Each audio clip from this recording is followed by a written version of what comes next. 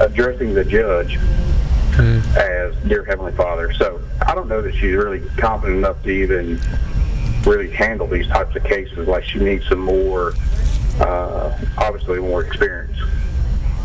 Well, you know, that's very interesting. What kind of case was she trying there in Judge Wyatt's court? Do you remember what the subject matter was?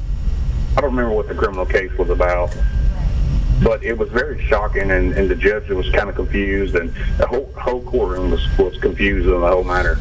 Wait, you know, I will say that, you know, Judge Wyatt, you know, he's been a judge, I think, since 1974, which is, you know, a little bit before I was born. But, you know, he's you know, he started in sessions. He's a criminal court judge. He's well respected. He's a great guy. And, you know, I can't believe that they had that kind of back and forth. But I will say that you got to pick your battles as a lawyer, okay? And you don't always want to be argumentative with the judge for a whole lot of reasons. One, it can backfire on your client. Two, you're probably going to be in there tomorrow asking for something too. So, you know, you got to pick your battles. And there's a happy medium. If you notice, Warwick Robinson and both Tom Thurman are effective lawyers, and they have an analogous style, and it's not an over-the-top, overreaching, you know, just keep their cool. They keep their cool, and I think there's a lot to be learned. And the older I get, and the longer I've been in this business, I always try to take a page out of those guys' books to try to keep the cool. Gotcha. Thank you for your call. That was interesting. Someone I was wondering about, maybe someone who had witnessed her action in some of the other courts or other cases she's handled. We are just now getting a comment. You know, I want to throw out a shout out to those folks watching on Court Chatter.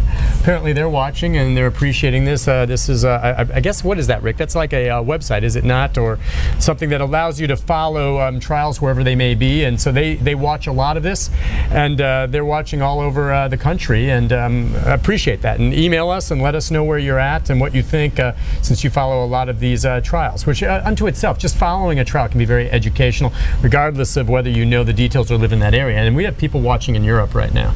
Yeah, I wonder what time it is in Munich. And Brenda from Detroit. Yeah. Brenda from Detroit. We have some in Great Britain and Canada. Let's. It would be 4 or 5 in the morning. Rick tells me in the morning in Munich. All right, let's go to Maria. I think next. Are you there, Maria?